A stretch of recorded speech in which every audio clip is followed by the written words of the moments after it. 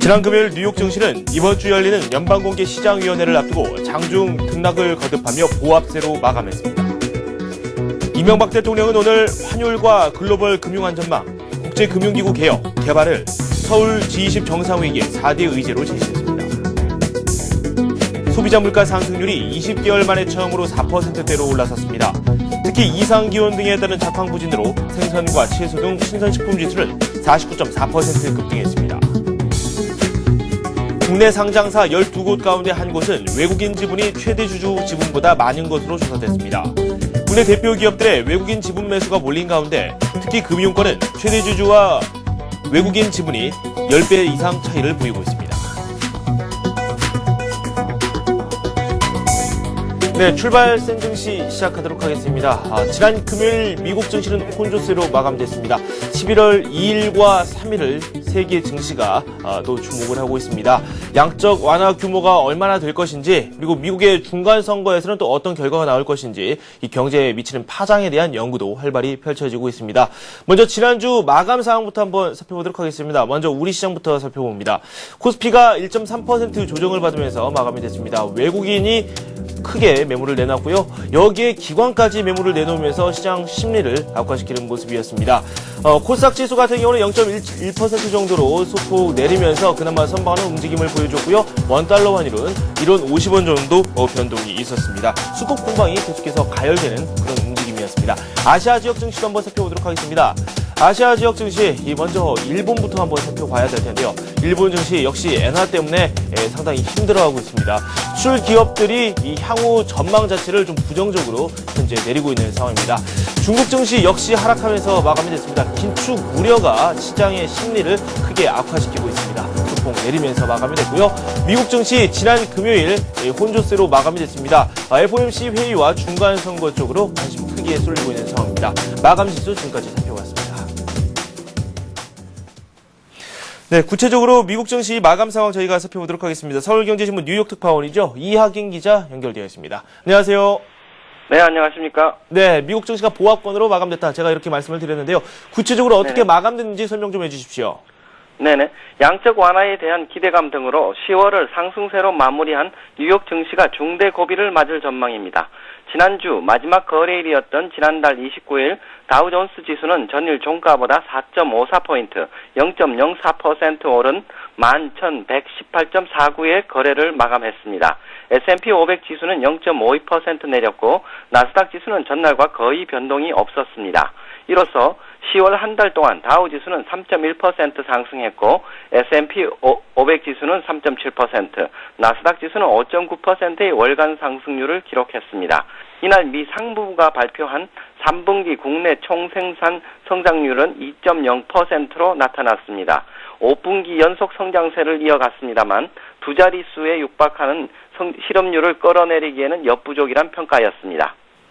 네. 이번 주 이벤트에 대해서는 저희가 굿모닝 센증시에서도 여러 차례 말씀을 드린 바 있습니다. 미국의 중간 선거 그리고 FOMC 회의에서는 또 어떤 결과가 나올지 세계인들이 또 주목을 하고 있는데요. 이에 대한 말씀 부탁드리죠.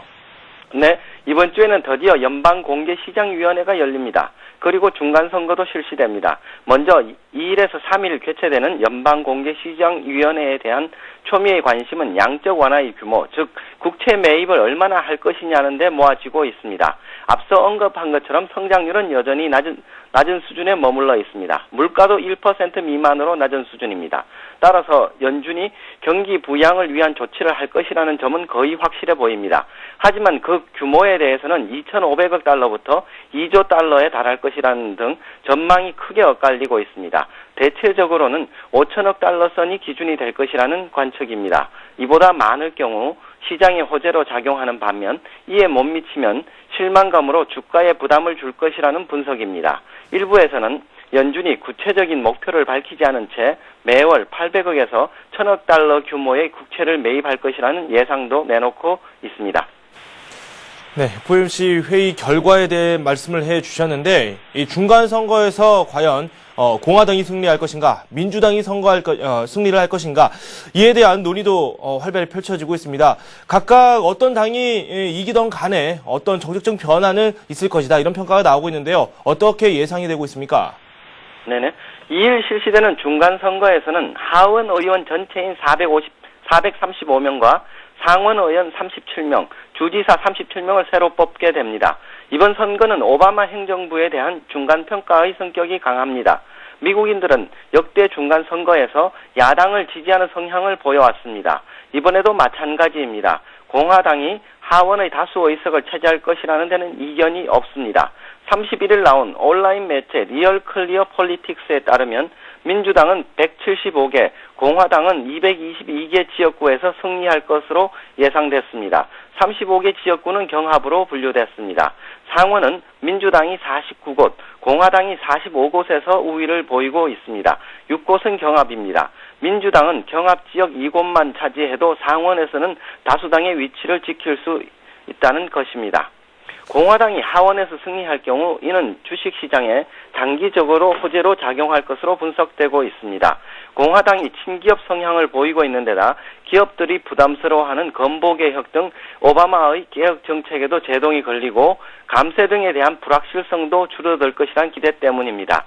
그러나 행정부와 의회의 대립이 격화돼 재정 정책 등이 제대로 실시되지 못한다면 이는 장기적으로 경제에 큰 부담이 될 것이라는 우려도 나오고 있습니다.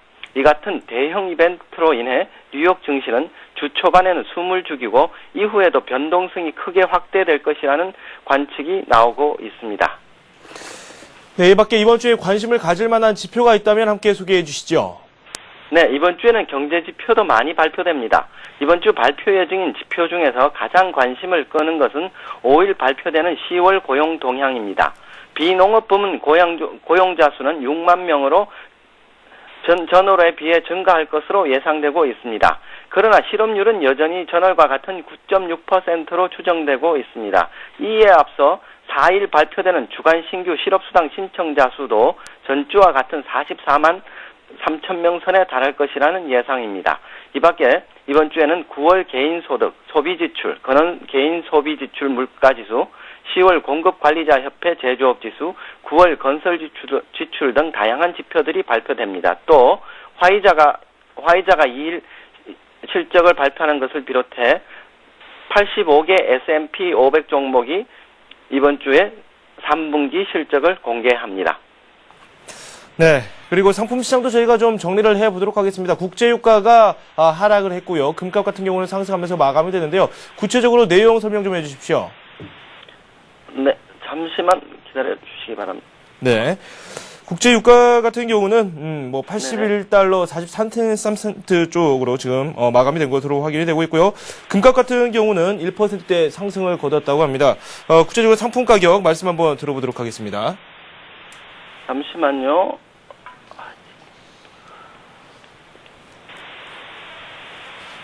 네, 제가 여기서 정리를 하고 넘어가도록 하겠습니다. 국제유가, 미국의 소비지표 악화 때문에 하락을 했죠. 말씀드린 대로 81달러 43센트에 마감이 됐고요. 그리고 금값 같은 경우는 1.07% 상승하면서 온스당 1358달러 선에서 마무리가 됐습니다. 네, 저희가 이렇게 정리를 좀 해봤고요. 서울경제신문 뉴욕 특파원이죠. 이하긴 기자와 함께했습니다. 두 말씀 고맙습니다. 네.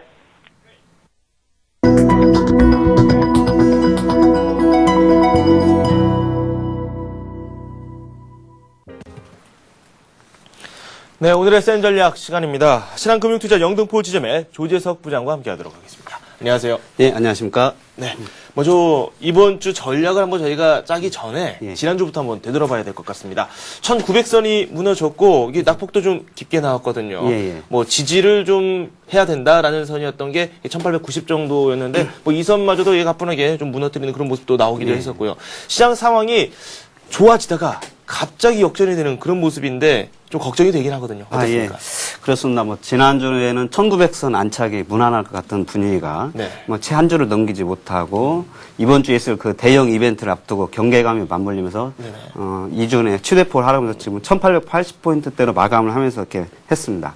네. 이렇게 지수가 조정을 받은 데는 이렇다 할 조정 없이 상승세를 지속한 데 따른 그런 가격 부담과 그다음에 이제 3일에 있을 FOMC 정례 회의에서 그 추가적인 양적 완화 정책 규모 이런 게 대한 그 부담감이 맞물리면서 이제는 지수 상승에 대한 기대감보다 아까 말씀한 것처럼 지수의 조정폭과 그런 기간에 대한 우려가 지금 시장의 주요 관심사를 대두했어서 이번 주 초에도 역시 눈치 보기 장세가 좀 이어지면서 지수가 방향성이 없는 장세가 좀 지속이 될 수 있겠다 이렇게 말씀드릴 수 있겠습니다. 네.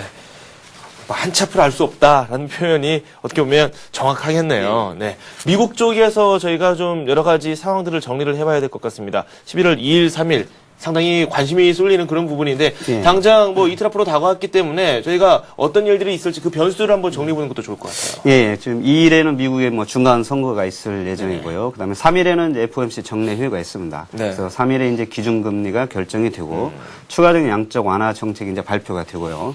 중간 선거는 뭐 정치적 이벤트로서 좀 영향이 있겠지만은 이제 오바마 행정부의 정책의 지속성에 대한 그런 게 결정이 될 거고요. 그렇지만 정치적 이벤트는 뭐 좀 있으면 지나가기 마련이고 가장 중요한 이런 양적 완화 정책이 결정이 되면은 지금까지 지수 상승의 원동력이었던 이런 유동성의 그 흐름에 가장 큰 영향을 미치기 때문에 이런 양적 완화 정책을 좀 잘 살펴봐야 될 것 같은데요.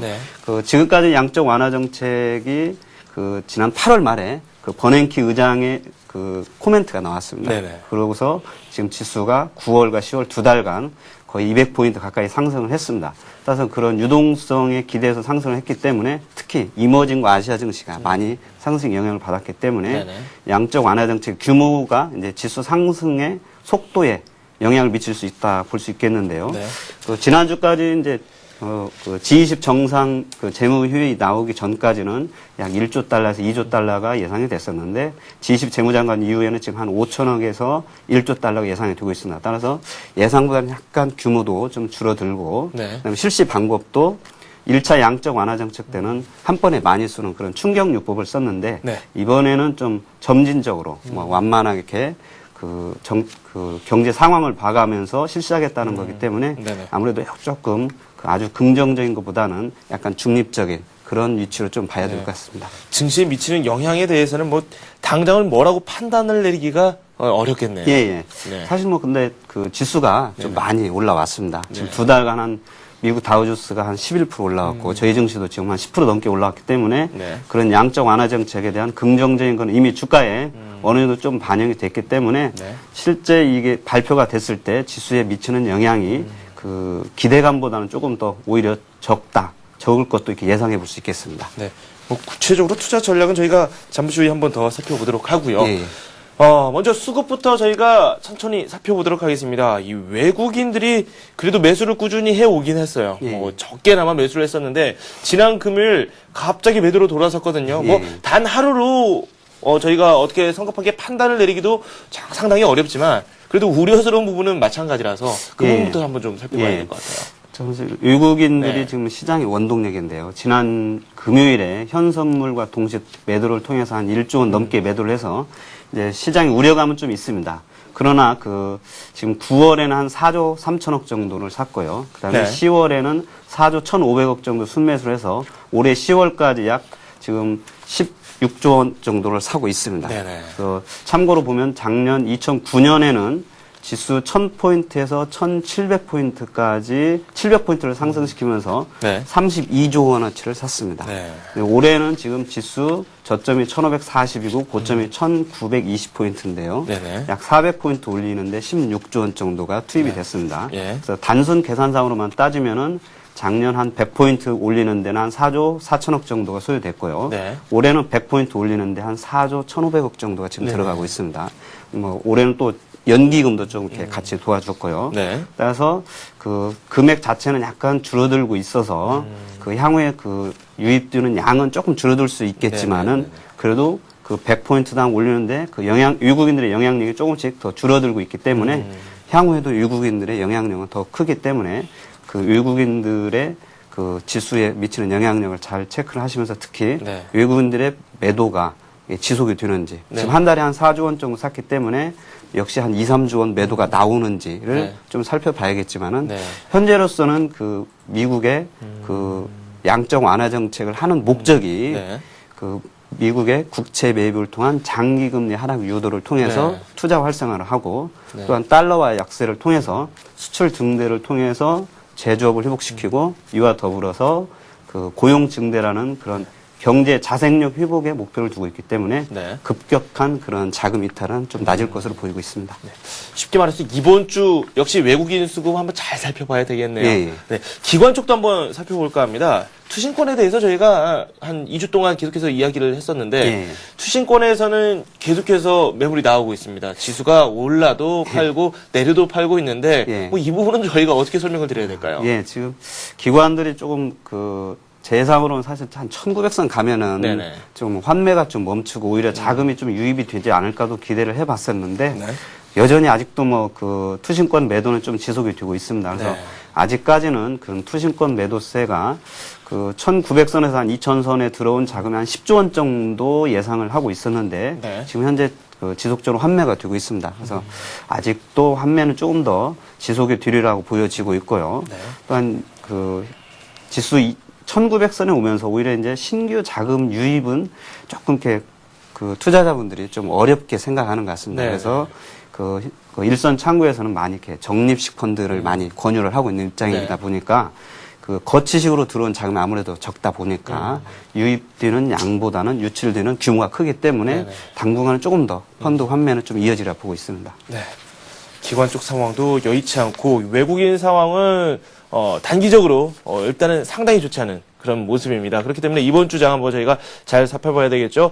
그에 맞춘 투자 전략을 한번 저희가 세워보도록 하겠습니다. 어떻게 할까요? 예, 투자 전략 크게 변한 건 없습니다. 네. 지금 현재 외국인들이 사고 있고요. 외국인들은 막대한 돈으로 사는 것 같지만 실제로는 사는 와중에도 실적이 호전되는 업종 위주로 많이 사고 있습니다. 또한 외국 실적 발표도 3, 4분기 실적 발표를 보면은 자동차가 가장 좋았고요. 네. 또한 화학, 조선들이 그 다음으로 좋았고 4분기 실적 예상치도 좋습니다. 지금 건설이나 은행 쪽들은 3, 4분기가 조금 안 좋게 나왔고요. 또한 가장 일반인 투자자들의 관심이 높은 IT 업종을 살펴봐도 네. 삼성전자는 시장 예상치, 하이닉스는 시장 예상치보다는 조금 좋게 나왔지만 네. 향후의 전망에 대해서는 사장들이 말씀하시기를 특히 반도체 분야는 삼성전자는 내년 1, 4분기, 하이닉스는 내년 2, 4분기가 바닥이 되려고 4, 4분기는 좀 어려울 것 같다 이렇게 전망을 했습니다. 그래서 사장들이 이렇게 말을 하기 때문에 네. 역시 주식의 주가도 그와 좀 동조하리라고 보기 때문에 네네. IT 업종은 바이앤홀드보다는 트레이딩 관점이고 화학이나 자동차 이런 쪽들을 좀 우선순위에 두고서 매매를 하시는 게 좋을 것 같습니다. 네. 화학이나 조선 쪽에 우선순위를 두자라고 말씀을 해 주셨는데 자동차도 예. 네. 자동차 쪽으로 저희가 좀 집중적으로 살펴보도록 할까요? 현대차는 약간 주가가 정체된 듯한 움직임을 보여주고 예. 있는데 기아차의 움직임은 가히 폭발적입니다. 예. 네. 기아차가 이제 가장 많이 오르고 있는데요. 네네. 시장에서는 턴어라운드 그런 거를 좀 많이 이렇게 긍정적으로 평가를 하는 것 같습니다. 네. 현대차는 이제 시장의 주도주로서 네. 현대차 그룹에서 가장 우선순위였던 주식인데 기아자동차는 2008년도에는 영업 적자가 2조 원이 넘게 나면서 시장 일각에서는 재무 구조의 그런 네. 우려감까지 이렇게 우려를 했었는데 지금 현재 보면 실적의 턴어라운드가 가장 크게 나타나고 있기 때문에 네. 거기에 포인트를 맞춘 외국인들과 기관들의 매수세가 이어지는 것 같습니다. 그래서 네.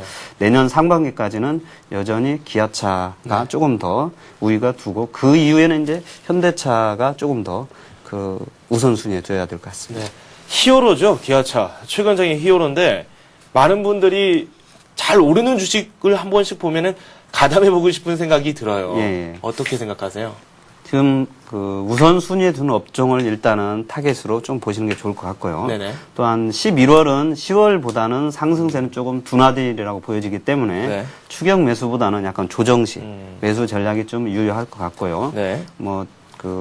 제가 여러 번 말씀드렸지만 꼭 실적 발표 시즌 1월, 4월, 7월에 오르고 그 다음에는 조금 조정이 있었습니다. 그래서 네네. 이번에도 역시는 그런 같은 궤적을 좀 그리리라 보여지기 때문에 네. 11월은 이격 조정 시에 그런 자동차나 화학 이런 주도주들을 네. 이 편입할 수 있는 기회로 좀 활용하시면 좋을 것 같습니다. 네. 뭐 화학이나 조선 같은 경우는 이 원자재가 상승과 결부지어서 이 상승 모멘텀을 찾을 수 있는 건가요? 예, 맞습니다. 지금 화학업종 같은 경우도 사실 4, 4분기가 약간 비수기입니다. 네. 비수기여서 그 주가도 많이 좀 덜 오르고 실적도 조금 예상치보다는 좀 떨어지는 그런 상황인데 네. 이번에 그 대표적으로 LG화학이 실적 발표를 할 때 이 9월부터는 제품 가격도 오르고 따라서 4, 4분기 실적도 많이 좋아지고 1, 4분기, 내년 1, 4분기 실적도 호실적을 기록할 거라 이렇게 얘기를 하고 있습니다. 따라서 대표 화학기업이 이렇게 예상을 했을 때 주변 화학기업들도 여전히 좀 좋아진다 볼 수 있기 때문에 여전히 좀 관심 순위에 두시는 게 좋을 것 같습니다. 말씀하신 그런 재료들이 지금 현 주가에 반영됐다고 보십니까? 아니면 아직 미반영됐다고 보십니까? 지금 현재까지는 사실 일정 부분 반영이 됐습니다. 네. 그 과거 IT 주가가 많이 반영이 돼서 향후 전망이 안 좋으니까 좀 빠졌습니다. 네네. 근데 지금 자동차나 화학들은 향후 전망도 괜찮고 네. 내년도 전망도 여전히 좀 좋기 때문에 다른 업종보다는 좀 우선 순위에 네. 두시는 게 좀 맞다 이렇게 말씀드릴 수 있겠습니다. 네.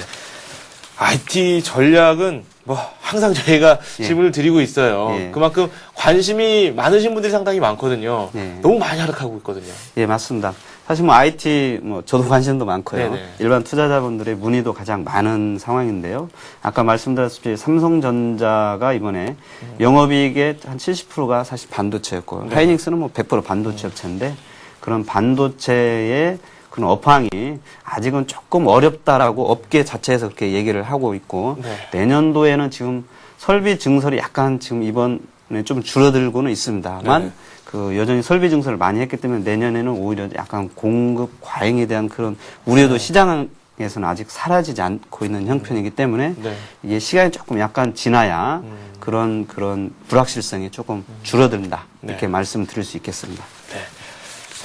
금융 쪽도 좀 짚고 넘어가도록 하죠. 금융 쪽 흐름은 언제쯤 나아질까요? 참 IT 못지 않습니다. 예, 금융은 사실 그 우리 증시만의 그런 모멘텀보다는 그 유럽이라든지 미국과 같은 그런 선진 증시의 모멘텀이 좀 더 크게 좌우를 하는 것 같습니다.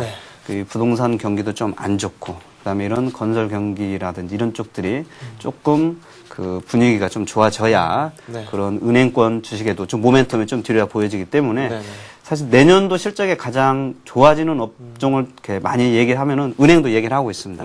따라서 은행도 4, 4분기 찬바람이 불 때는 조금 편입을 해보는 시점이 될 수 있겠지만은 여전히 그 전량을 다 편입하기보다는 약간 포트의 일부로서 편입을 하고서 좀 보시는 게 좋을 것 같습니다. 네. 아, 대형주들 쪽으로는 약간씩 위기감이 몰려오고 있습니다. 중소형주들이 상대적으로 강세를 이어갔고 그 때문에 코스닥 쪽이 더 관심을 받았는지 모르겠습니다. 낙폭이 금요일에 상대적으로 제한이 됐거든요. 향후 흐름 어떻습니까? 예, 맞습니다. 지금 지수가 그 박스권 장세를 지금 예상을 하고 있고 지수에 대한 부담감도 있기 때문에 사실 중소형주도 좀 그 관심을 보이고 있고요. 지난 10월 한 중반까지도 그 중형주 상승률이 대형주보다 높았습니다. 따라서 여전히 이런 중형주 쪽의 실적주로 좀 관심을 두고서 매매를 하시면은 오히려 시장 대비 좀 초과 수익률을 얻을 수 있을 전망으로 보여지고 있습니다. 네. 그러면 오늘 투자 전략을 저희가 세워본다면 대형주 쪽보다는 중소형주 쪽으로 낫다는지 뭐 그런 말씀이신 거지. 뭐 구체적으로 오늘 투자 전략 말씀해 주십시오. 예. 오늘 그 화학이나 이런 쪽들은 좀 보이는데요. 오늘의 관심 종목은 이제 제가 카프로를 좀 들고 왔습니다. 이 카프로도 이제 지난번에 한번 제가 설명을 드렸던 종목인데요. 여전히 화학에서 턴어라운드, 기아차 같은 턴어라운드 종목입니다. 과거에는 이 카프로가 카프로락탐이라는 나일론 원료를 만드는 회사입니다. 그래서 과거에는 나일론 수요가 감소를 했기 때문에 몇 년째 적자를 기록하던 회사인데 이게 작년 이후로 중국과 인도 등의 시장에서 나일론 수요가 급증을 하면서 카프로락탐 가격이 한 4배 정도 오르면서 실적이 굉장히 좋아지고 있고요. 또한 효성과 코오릉이 대주주로 등극을 하면서 재무적 안정성도 굉장히 좋아졌습니다. 이 카프로락탐은 그 플라스틱과 또한 타이어 코드의 약 40%, 그다음에 섬유와 카펫의 약 50% 정도가 쓰이고 있는데요. 아까 말씀드렸다시피 그 중국과 인도의 수요가 급증을 하고 있고요. 특히 중국에서의 자동차 수요가 급증을 하면서 수요가 굉장히 증가를 하고 있습니다. 또한 최근에는 그 면화 가격의 급등으로 나일론 수요가 증가를 하고 있고요. 네. 또한 이상기후로 요즘 농산물 가격이 급등을 하면서 농산물 가격 급등의 수혜주로도 이렇게 좀 불리고 있습니다. 네. 따라서 여전히 올해 실적도 좋아지고 내년 실적도 좋아지리라 보고 있고요. 올해는 한 매출 한 9,600억에 영업이익이 한 1,100억 정도로 주당 순이익이 한 2,400원 정도 예상이 되어지고 있습니다. 네. 그래서 여전히 매수 관점으로 좀 보시면 좋을 것 같고요. 네. 특히 뭐 차트를 보면서 좀 말씀을 드리도록 하겠습니다.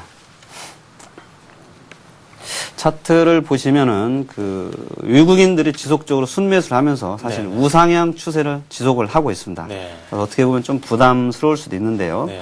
사실 그냥 단순 생각하시면은 조정 받을 때 그냥 매수하시는 네. 생각을 하시면 좋을 것 같고요. 네. 지수가 많이 오른 거에 대한 부담보다는 내년도도 여전히 좋아진다는 그런 네. 거에 주안점을 맞추시고요. 예, 금요일에는 약간 이렇게 위에 꼬리를 단 피루침 형태의 음봉이 나와서 좀 이렇게 차트만 보면은 네. 부담스럽지만은 거래가 많이 증가를 안 했습니다. 네. 이 거래가 만약에 급증을 했으면은 좀 부담스러운 위치인데 하락을 하면서도 거래가 급증을 안 했기 때문에 네. 크게 부담스러운 위치는 아니고요. 특히 개인들은 많이 매도를 하지만은 기관과 외국인들은 올 한 해 내내 지속적으로 순매수를 네. 하고 있습니다. 그래서 네. 최근 2달간만 보여도 기관들은 한 70만 주 정도, 네. 외국인들은 한 10만 주 정도 순매수를 하고 있어서 네. 매수 관점으로 대응을 하시면 좋을 것 같고 매수 가격은 주 초반에 그 조정을 이용한 19,500원에서 19,000원 초반 사이에서 매수를 하시면 좋을 것 같고요. 네. 손절가를 굳이 꼽으라면 약 11선 가격인 18,500원을 손절가로 두시겠고요. 네. 우선 1차적인 목표가는 올해 주당 순이익 2,400원에 시장 퍼뭐 한 10배를 곱한 24,000원을 1차적인 목표가로 정하도록 하겠습니다. 네. 뭐 매물대를 찾기가 어렵습니다. 그만큼 신고가를 예, 벌이고 예. 있는 그런 종목이기 때문에 그 부분에서 이게 장점이 될지 아니면 독이 될지 그게 좀 궁금하거든요. 일단은 네. 시장에서 신고가를 기록한 종목들은 조금 지수가 지속적으로 좀 상승하는 경향이 많고요. 네네. 아까 말씀드린 대로 이게 고점에서 대량 거래가 터지면은 좀 문제가 되는데 네. 이 주봉상에서도 나왔다시피 지수가 종목이 상승을 하고 있지만은 네. 거래량이 아직 크게 터지질 않고 있습니다. 또한 외국인과 기관들의 네. 엄청난 쌍끌이 매도가 나오기 전까지는 네. 매수 관점으로 좀 대응을 하시는 게 좋을 것 같습니다. 네, 알겠습니다. 카프로 저희가 지금까지 살펴봤습니다. 구체적인 내용도 한번 저희가 샅샅이 살펴봤죠. 신한금융투자 영등포심의 조지석 부장과 지금까지 함께했습니다. 고맙습니다. 예, 감사합니다.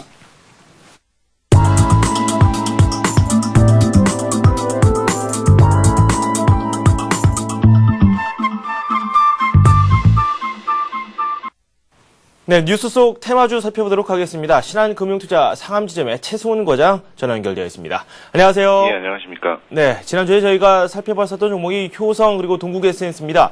효성 같은 경우는 장중에 상황이 상당히 좋았거든요. 두 종목 한번 비교 좀 해주시겠습니까? 예, 일단 G20 회의하고 11월 2일 날, 그러니까 내일 신재생 에너지 로드맵 발표가 다시 예정이 돼 있기 때문에 신재생 에너지에는 좀 관심을 좀 더 가지실 필요가 있을 것 같고요. 효성하고 동국에센스 같은 경우도 효성이 오히려 이제 실적 부분에 있어서 좀 더 모멘텀을 가지고 있기 때문에 효성이 향후에도 조금은 더 두 종목 중에 좀 탄력이 있을 것 같은데요. 일단은 두 종목 모두 좀 조정 시에는 매수 관점에서 아직은 접근하셔도 괜찮을 거라고 생각이 됩니다. 네, 두 종목 모두 매수 관점에서 한번 더 접근을 해보자. 효성과 동국 에센스에 대한 말씀 들어봤습니다. 이번 주 저희가 살펴볼 만한 뉴스 어떤 것들이 있을까요? 예, 일단 국내외에서 인플레이션 가능성이 좀 제기가 되면서 보유 가치가 높은 자산주에 좀 관심을 가지라는 기사였는데요. 뭐 네. 현금이 많거나 토지가 많거나 아니면 지분배 평가익이 높은 기업, 그러니까 뭐 PBR이나 PER을 감안을 했을 때 그런 기업에 좀 관심을 가지라는 증권사 분석 기사였고요.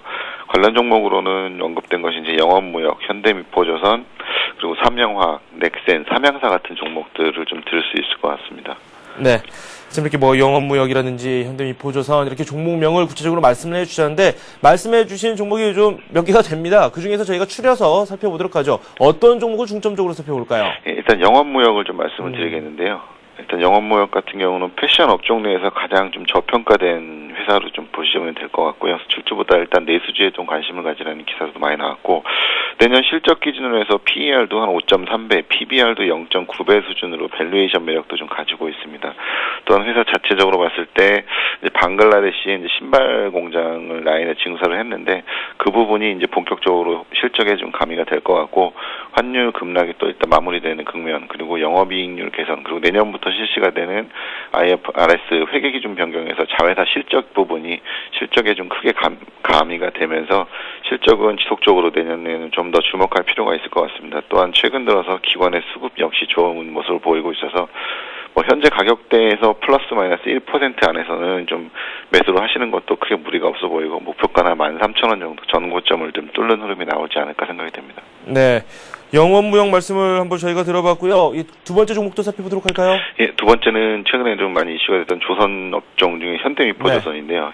일단은 현대중공업 같은 이제 상장 기업이라든가 비상장 기업에 한 2조 원에 달하는 상장 주식을 좀 투자자산으로 보유를 하고 있고, 역시 PBR 0.9배 정도 수준입니다. 그래서 현재 시총이 3조 한 8천억 정도 수준인데, 현재 조선사 중 유일하게 1조 3천억의 현금을 가지고 있는 또 무차익 경영을 하고 있어서 최근 들어서 그런 투자 자산 가치가 대비해서 상당히 좀 현재 자산 가치 대비 저평가된 상태고요.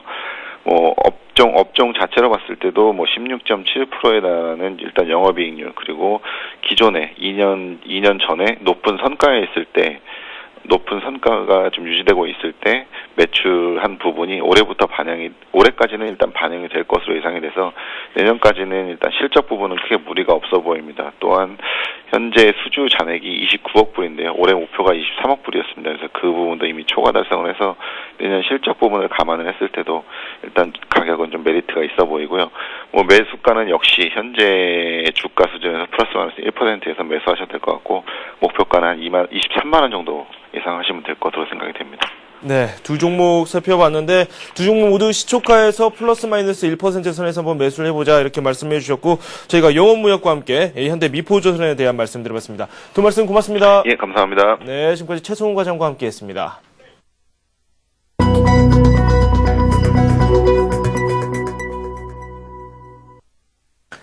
네, 우리 시장이 개장이 됐습니다. 지금 빨간불이 더 많은 상황인데, 일단 미국 증시가 지난 금요일에 혼조세로 마감됐습니다. 하지만 우리 시장에서 재료가 없기 때문에 그렇게 큰 움직임을 보일 것으로 예상하시는 분들은 많지가 않았습니다. 현재 시가 형성 과정을 보니까 한 0.4% 정도 상승하면서 코스피가 1890선에 출발한 걸로 확인이 되고 있는데요. 시가총액 상위 종목군별로 어떤 흐름으로 현재 장이 진행 중에 있는지 한번 살펴보도록 하겠습니다. 화면 함께 보시죠. 네, 먼저 코스피 시장입니다. 삼성전자가 1% 가까이 오르고 있습니다. 포스코는 0.3% 소폭 오르고 있고요. 현대차와 현대모비스 나란히 상승하면서 부진을 다시 만회하는 움직임을 보여주고 있습니다. 기아차 여전히 강세입니다. 2.4% 급등하면서 현재 46,000원 선의 거래가 이루어지고 있고요. 신한지주와 KB금융 같은 경우는 약보합권에 머물고 있습니다. 삼성생명이 어느덧 10만원 선을 위협받고 있습니다. 보합권에서 큰 움직임을 보이지는 않고 있습니다. LG화학도 역시 보합권이고요. 또 아래쪽에 보시면 LG전자 10만원 선이 깨졌고 98,300원 선의 거래가 되고 있습니다. 향후 실적에 대한 부담감이 상당히 큰 그런 종목이기도 합니다. SK에너지는 0.3%, LG가 0.5% 각각 오르고 있고요. LG디스플레이와 SK텔레콤은 약보합권입니다.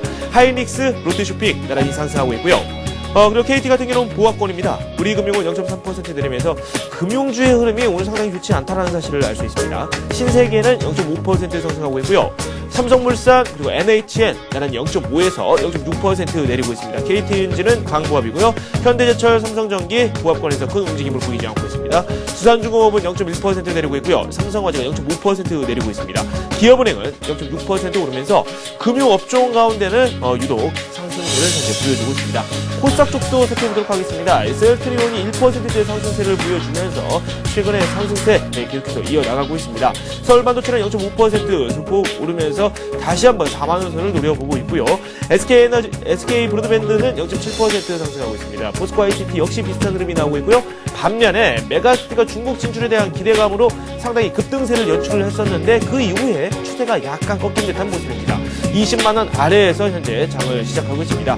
동선은 0.4%, OCI 머티리얼즈 0.3%, 네오이스게임스는 2.2% 상승하고 있습니다. 다음은 0.3% 상승하고 있는 반면에 태웅은 반대로 0.3% 0.4% 내리고 있습니다.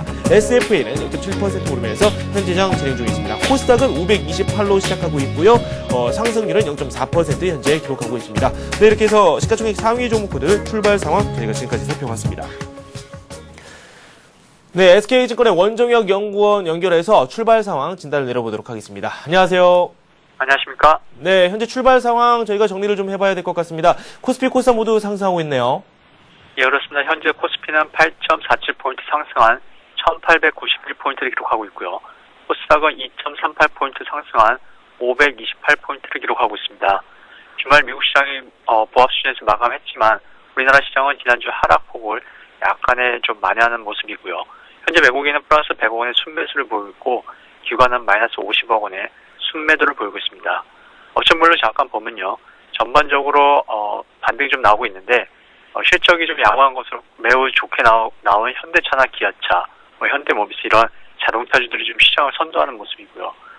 그동안에 나쁘게 컸던 금융주나 이런 것도 소폭 반등을 시도하는 모습입니다. 전반적으로 보면은 실적이 좋았던 종목들이 좀 아직도 강한 모습을 보이고 있는 상황입니다. 네. 오늘 주가 흐름에 대해서 말씀을 해주셨는데 수급 저희가 꼼꼼히 살펴봐야 되겠죠. 외국인이 지난 금요일에 매도를 했습니다. 선현물 모두 매도를 했는데 오늘 같은 경우는 출발이지만 그래도 매수세로 출발은 하고 있습니다. 외국인들의 이번 주 수급 어떻게 보세요? 예, 외국인의 수급을 얘기하면서 이렇게 양적 완화 얘기를 안 할 수가 없는데요. 미국의 금주에는 미국의 중간 선거와 좀 FOMC를 앞두고 있고 그래서 좀 외국인 수급이 좀 주춤할 것으로 보입니다. 특히 FOMC의 양적 완화 방법과 규모가 관심사인데요. 양적 완화의 목적이 인플레이션 기대 확대를 통한 실제 금리 하락이라는 점에서 인플레이션 기대 확대와 실제 금리 하락이 가능할 것인지에 대한 논란이 좀 단기적으로 변동성을 키울 수 있다고 보여집니다. 그러나 버냉키 의장이 일본식 장기 디플레이션에 대해 소극적인 통화 정책을 주요 원인으로 뽑았다는 점을 고려할 때 이번 패드의 양적 완화 규모가 시장 예상치를 크게 하회할 가능성이 높지 않다고 보이고요. 이에 따라 달러 유동성 확대에 대한 기대는 계속될 것으로 보입니다. 또 미국의 4분기 경기 모멘텀 둔화가 계속된다는 점, 중국 등의 아시아 경기 바닥권에 통과하고 있다는 점을 봤을 때 비달러권으로의 글로벌 유동성 유입은 좀 더 이어질 것으로 보이고요. 이에 따라 외국인의 수급도 지금은 등락이 좀 있지만은 꾸준히 유입되는 쪽으로 생각하고 있습니다. 네, 외국인의 수급에 대해서는 긍정적인 말씀을 해주셨고요. 오늘 투자 전략 어떻게 가져가면 좋을까요? 예, 일단은 확인하자는 심리가 좀 강한 시장이 강한데요. 네. 거기에 좀 보조를 맞춰서 갈 필요가 있다고 보여지고요. 일단 확인하고 들어가도 중기적으로는 상승 추세이기 때문에 네네. 크게 문제가 없다고 보여집니다. 네. 또 관심 업종 같은 것도 지금은 조금 관망세이기 때문에 크게 선별할 필요는 없지만 그래도 조금 유난히 관심을 가져야 될 필요가 있는 부분은 11월 10일이나 12일날 예정되어 있는 G20 비즈니스 서밋 관련해서요. 그린 에너지 테마가 다시 부각될 가능성이 있기 때문에 스마트 그린이나 태양광, 원자력, 전기차, 2차 전지 등에서도 관심을 가질 필요가 있고요. 코스피는 좀 대표 종목들이 실적 발표한 상황이기 때문에 다음 달 15일까지는 코스닥 종목들이 다시 부각될 가능성이 좀 있습니다. 아무래도 관련 성장 산업 관련 종목들과 실적 그대로 올랐다가 조정을 받은 종목들에 대해서는 조금 관심을 가질 필요가 있다고 생각됩니다. 네, 알겠습니다. SK증권 투자전략팀의 원종혁 연구원과 함께했습니다. 고맙습니다. 예, 감사합니다. 네, 이번에는 외환시장 그리고 채권시장도 한번 살펴보도록 하겠습니다. 삼성선물 리서치센터의 배신영 연구원 연결되어 있습니다. 안녕하세요. 네, 안녕하십니까. 네, 외환시장부터 저희가 좀 살펴봐야 되겠죠. 하락하면서 출발을 했네요. 출발 상황 정리해 주십시오. 예, 밤사이 미국 지표 약화로 양적 완화 기대가 지속되면서 미달러는 주요 통화에 대해서 하락세를 보임에 따라서 금일 달러원 환율은 22원에 하락 개장하여 현재 20원 초반 흐름 보이고 있습니다. 네, 이번 주에 여러 가지 이벤트가 있다. 앞에서 많은 분들께서 설명을 해주셨습니다. 주식시장뿐만 아니라 외환시장에도 어느 정도 변동성이 예상이 되고 있는데요. 이번 주 전망 어떤지 그리고 지난주 마감 상황 꼼꼼히 정리 좀 해주십시오. 예, 먼저 지난주 금요일 시장 상황을 먼저 정리를 드리자면요. 미달러 약세로 1119.5원에 출발한 환율은 결제와 달러화의 반등으로 1127.1원까지 고점을 높이고 내고로 상승폭을 축소하면서 25.3원으로 마감을 하였습니다. 예, 이번 주에는 미국 중간선거와 FOMC 등 빅 이벤트가 예정이 되어 있습니다. FOMC를 통해서는 9월 이후 시장을 지배해온 양적 완화 정도를 확인해 볼 수 있을 것으로 보입니다. 중간 선거는 공화당의 승리가 예상이 되고 여당의 경기 부양책에 제동을 걸 변수가 될 수 있어서 달러화에는 지지력을 제공할 수 있을 듯 보입니다. 한편 FOMC에서의 양적 완화 규모는 5천에서 2조 달러로 전망이 되고 있으며 시장에 영향을 주지 않는 선에서 규모를 발표하고 향후 경제 상황에 따라서 양적 완화 정도를 조절할 것으로 보입니다. 양적 완화 자체는 달러 약세 재료로 작용을 할 것으로 보이지만은 이미 선반영된 측면이 있고 그간 또 가파르게 하락해온 만큼 급락은 조금 제한되면서 변동성 장세가 있을 것으로 예상이 되고 있습니다. 이번 주 대형 이벤트들을 소화하면서 달러원 환율도 변동성 장세를 나타낼 것으로 좀 전망이 되고 있는데요. 미국뿐만 아니라 4일에는 일본과 영국, 유로존의 금리 결정이 예정되어 있고 특히 달러엔 환율의 역사적 저점 테스트 여부가 주목이 됩니다. 달러엔 추가 하락 시에는 N1의 롱플레이로 원화에는 약세 압력을 가할 수 있을 듯 보입니다. 대외 변수가 변동성을 제공하는 가운데서 국내적으로는 자본 통제 우려와 개입 경계가 지지력을 제공할 것으로 보입니다. 금일은 달러 약세를 반영하여서 제한적인 1120원 하향 테스트 예상하고 있습니다. 네. 채권 시장도 한번 살펴봐야 되겠죠. 여러 가지 변동이 있었는데요. 먼저 출발 사항부터 정리를 해보죠. 예, 밤사이 미국 국채 금리가 반락을 하였지만은 개장 전 발표된 소비자 물가 부담으로 채권 시장에서 국채 선물이 7틱 하락하여 개장하는 등 채권 시장은 좀 약세가 이어지고 있습니다. 채권 시장 같은 경우도 호재가 안 먹힌다. 이렇게 좀 뉴스도 많이 나오고 있습니다. 채권 시장 전망은 어떻습니까? 예, 먼저 전일장부터 좀 살펴보자면요. 대통령의 자본 유출입 규제 시사와 대외 이벤트를 앞둔 기관의 해치 거래로 시장 금리는 급반등하면서 마감을 하였습니다. 지난주 금요일 발표된 9월 산업 생산은 조업 일수 감소와 추석 연휴 등 계절적 영향으로 전년 동월 대비 3.9% 상승에 그치면서 시장 예상치를 하회하였습니다. 특히 3분기 GDP에 이어서 경기 선행지수와 동행지수도 2개월 연속 동반 하락함에 따라서 경기 모멘텀의 둔화가 본격화되고 있습니다. 반면에 한은은 산업생산 부진이 계절 요인에 의한 것으로 국내 경기의 확장 국면이 지속되고 있으며 10월에는 민간 소비의 개선과 수출 호전으로 전월 대비 상승 반전할 것으로 전망을 하고 있습니다. 한편 국내 경기가 경기 국면상에서의 변곡점 도달에 따라서 채권 시장에는 좀 우호적으로 작용할 수 있겠지만은 지표에 대한 선반영을 고려할 때는 시장에 미치는 파급은 좀 제한되고 있습니다. 특히 최근 시장의 관심이 자본 유출입 규제와 FOMC의 양적 완화 규모로 쏠림에 따라서 펀더멘털 부진이 강세 모멘텀으로 작용하기는 어려울 것으로 보입니다. 금일 개장 전 발표된 10월 소비자 물가가 4.1%의 급등세를 나타내면서 시장 예상치를 상회하였습니다. 수요 견인의 고물가 지속으로 물가 안정 범위 상당 수준으로 상승함에 따라서 11월 금통위에서의 금리 인상 부담은 더욱 가중될 것으로 예상이 됩니다. 한편 금일 채권 시장은 개장 초에는 좀 약세가 지속이 될 것으로 보이며 FOMC에서의 양적 완화 규모로 관심이 집중됨에 따라서 장중 등락은 조금 제한될 전망입니다. 하지만 물가가 4%를 상회함에 따라서 11월 금통위에서의 금리 인상 가능성을 가격에 일부 반영할 필요가 있어 보입니다. 네. 이렇게 해서 배신영 연구원과 함께 채권 시장 그리고 앞서서 외환 시장까지 출발 상황 그리고 오늘장 전망까지 말씀드려봤습니다. 고맙습니다. 네, 감사합니다.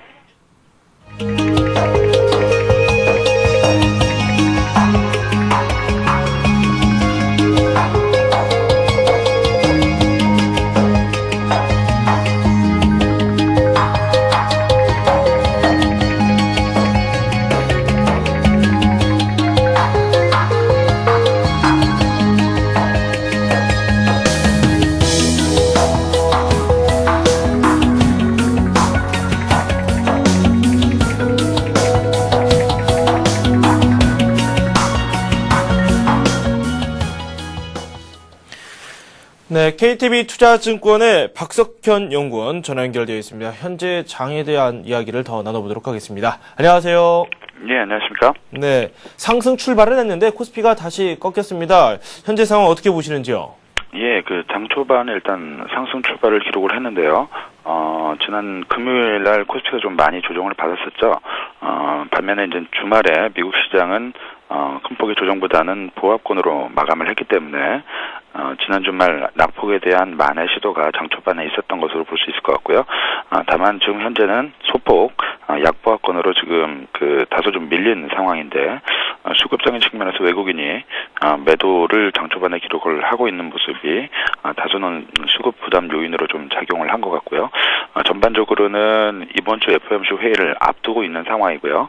그리고 FOMC 회의 전후에서 조정 과정이 좀 더 나타날 가능성을 얘기가 되고 있기 때문에 이런 부분들이 단기적으로는 경계 요인으로 작용을 하고 있다라고 볼 수 있을 것 같습니다. 네. 수급에서도 이 확연히 나타나고 있습니다. 외국인들의 이 매도가 다시 시작이 됐는데 선물과 현물 모두 이렇게 펼쳐지고 있거든요. 외국인들의 수급에 대해서 그렇다면 이번 주 약간은 부정적으로 바라볼 수 있는 건가요? 예, 일단 9월달 하고 이제 10월달 한 월 후반까지 기록을 했었던 대규모 외국인 매수는 아무래도 글로벌 유동성 모멘텀이 긍정적으로 작용을 했기 때문에 그렇다라고 볼 수 있을 것 같고요. 글로벌 유동성 모멘텀이 부정적으로 곧바로 반전되지는 않을 걸로 예상을 하고 있습니다. 다만 9월달, 10월달 중에 단기적으로 임팩트가 상당히 강하게 이루어져 왔었는데 다소는 슬로우해질 가능성이 높다라고 보고 있고요. 그런 부분들은 이제 FOMC 회의 결과가 이제 나오게 되고 재료 노출 부분이 이제 확인이 되게 되면 그런 부분은 좀 어쩔 불가피하다라는 측면으로 좀 봐야 될 것 같고요. 하지만 연말까지 펀더멘털 추이 자체가 크게 우려할 부분은 없다라고 보고 있기 때문에요. 기본적으로는 위험선호 국면이 훼손되지는 않을 걸로 예상을 하고 있고요. 단기적인 어떤 변동성은 있겠지만 추세적으로는 매수 기조가 지속이 될 수 있다라고 생각을 하고 있습니다. 네, 외국인들의 매수 기조는 일단은 유지가 될 수 있을 것이다. 앞에서 저희가 말씀을 드렸던 조재석 차장과 동일한 말씀을 해주셨습니다. 업종별로 좀 말을 살펴봐야 되겠죠. 자동차 업종 여전히 강세입니다. 기아차의 주가 흐름 상당히 놀라운데 오늘 역시 4% 급등을 하고 있거든요. 어떻게 보십니까? 예, 일단 기아차 실적이 상당히 좋게 나왔습니다. 긍정적인 실적 결과를 발표를 했고요. 주목이 되는 부분은 현대차 같은 경우는 추가적인 캐파 확대 이 부분이 다소 좀 제한적일 것으로 보고 있는데요. 이유는 가동률이 실질적으로 이제 100% 정도의 기록을 하고 있기 때문에 매출 확대가 추가적으로 일어나기가 좀 제한적일 수가 있습니다. 다만 기아차 같은 경우는 그런 여지가 좀 더 남아있다라고 볼 수 있을 것 같고요.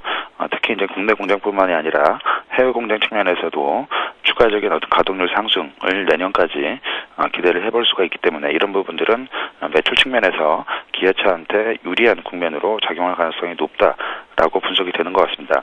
따라서 향후에 자동차주들의 실적은 계속 좋을 걸로 예상이 되고 있는 상황인데 기아차의 실적이 상대적으로는 더 좋을 수 있다라고 전망이 되고 있기 때문에 그런 부분들이 시장에서 긍정적인 신뢰를 얻고 있다라고 볼 수 있을 것 같습니다. 추가 상승 여력 어느 정도로 생각하세요? 예, 일단 기아차 같은 경우는 대부분 이제 추가적인 어떤 목표가 상향 조정이 나오고 있는 걸로 지금 나타나고 있고요. 따라서 이런 부분들은 주가 수준이 다소 계속 이제 지난해부터 상승을 해왔기 때문에 다소 부담스럽긴 부분이긴 하지만 추가 상승 여력이 좀 더 높아지지 않을까 기대를 하고 있는 것 같습니다. 네. 자동차 업종에 대한 이야기를 했었고, 이 IT 업종 좀 짚고 넘어가도록 하죠. 삼성전자 같은 경우 소폭 오르고 있긴 한데 여전히 좀 미약하고요. IT 업종 접근 전략 어떻게 보십니까? 예, 일단 IT주 같은 경우는 여러 가지 의견들이 조금 대립이 되고 있는 것 같습니다. 일단 실적이 추가적으로 하향 조정될 수는 있지만 그런 부분은 이제 주가에 대부분 반영이 됐다라는 어떤 기대 요인이 작용을 하고 있는 부분도 있고요. 반면에 이제 추가적으로 이제 DRAM 가격이 제품 가격들이 더 떨어질 수 있다라는 우려 요인도 같이 공존을 하고 있는 상황이다라고 볼 수 있을 것 같은데요. 오늘 IT 업종이 다소 부진을 하고 있는 이유는 지난 주말에 금요일 날 대만 시장에서 어떤 반도체 고점 거래 가격이 좀 큰 폭으로 떨어졌고요. 15% 이상 하락을 하면서 DDR3 가격이 1.53달러까지 내려갔고요. 시장에서는 한 1.5에서 1.6달러 정도가 연말 정도에 가서 형성이 되면서 바닥권에 진입을 하지 않을까라는 기대감을 갖고 있었는데 이미 이제 11월 10월달 하반월 가격에서 이제 이런 부분이 급격하게 표출이 됐기 때문에 추가적인 하락에 대한 우려감이 작용을 하고 있는 것 같고요. 이 부분은 이제 반도체 주식들이 예상했던 것보다는 더 실적이 추가적으로 하향 조정이 될 수 있다라는 우려감으로 작용을 하고 있는 것 같습니다. 삼성전자 같은 경우는 지난주 말 실적 발표에서 월 초에 제시했던 가이던스 수준하고는 거의 유사하게 실적 발표가 이루어졌었는데요. 내용적인 측면에서는 휴대폰 사업 쪽에서의 호조가 두드러졌기 때문에 그런 부분들이 이제 주가에 일정 부분 반영이 되면서 반도체 부분에서의 어떤 부진, 향후 부진에 대한 전망을 일정 부분 상쇄를 하는 걸로 좀 보여줄 수 있겠지만 디램 쪽 부분은 다소 좀 시장에 경계 요인의 작용을 하고 있는 것 같고요. 이런 부분들이 장 초반에 IT주 부진 요인으로 좀 작용을 하고 있는 게 아닌가 볼 수 있을 것 같습니다. 네. 좀 상대적으로 부진한 업종 짚어보도록 할까요? 지금 기기업종 쪽으로는 낙폭이 좀 나오고 있어요. 두산인프라코라든지 두산중공업 추세를 좀 살려나가던 그런 종목이기도 한데 지난주부터 약간씩 꺾이고 있거든요. 모멘텀이 소진이 된 건가요? 글쎄 일단 기기업종 같은 경우는 수급적으로 10월 달에 외국 인가 기관 쪽에서 동반 순매수를 기록을 했던 대표적인 업종이다라고 볼 수 있는데요. 그런 수급적 기반이 일단 그 주가를 긍정적으로 이끌었던 것으로 볼 수 있을 것 같고요. 다만 이제 10월 말에 들어오면서부터 수급적인 부분은 다소 좀 슬로우해지고 있기 때문에 그런 부분들이 그 수급적인 요인으로 인해서 단기적인 어떤 흐름을 보이고 있는 게 아닌가 볼 수 있을 것 같고요. 장기적으로 일단 기계 관련 업종 같은 경우는 수주에 대한 기대감이 계속 작용을 할 수 있기 때문에 전망 자체는 긍정적으로 계속 유지가 되고 있는 것 같습니다. 조정 시 매수 관점으로 접근하는 거에 대해서는 여전히 유효하다 이렇게 판단을 하십니까? 예, 시장 전체적으로도 네네. 단기적으로는 조정 국면이 좀 더 이어질 가능성은 있긴 하지만 11월달 FOMC 회의 이벤트가 이제 마감이 되고 나면 네. 선반영된 부분 그리고 추가 반영된 부분들이 단기적으로 마무리될 것 같고요. 네. 이렇게 마무리된 이후에는 시장의 포커스가 이제 유동성 초점보다는 펀더멘털 측면으로 좀 옮겨가면서 긍정적인 투자 심리가 형성이 될 수 있지 않을까 기대를 하고 있고요. 네. 따라서 전체적으로는 월말에 다가갈수록 흐름 자체는 긍정적으로 흐르지 않을까 생각을 하고 있습니다. 네. 좀 국한시키겠습니다. 오늘 장은 어떻게 대응하는 게 좋을까요? 예, 일단 그 FOMC 회의가 이제 2, 3일 날 열리게 되고요. 한국 시간으로는 이제 그 목요일이죠. 4일 새벽에 이제 회의 결과가 이제 발표가 되게 돼 있는데요.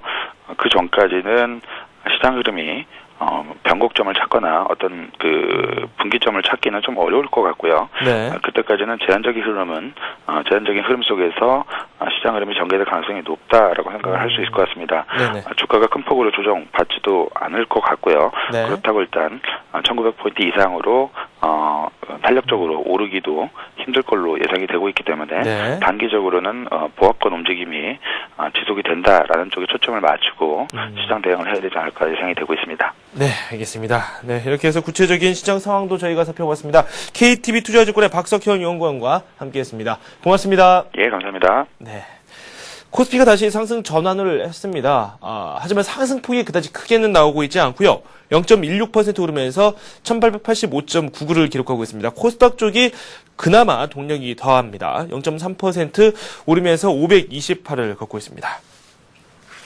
네, 저는 마켓앤센 증시에서 이 구체적인 시장 내용, 그리고 투자 전략, 여러분들의 종목 상담까지 함께 해드리도록 하겠습니다. 저는 잠시 후에 뵙겠습니다.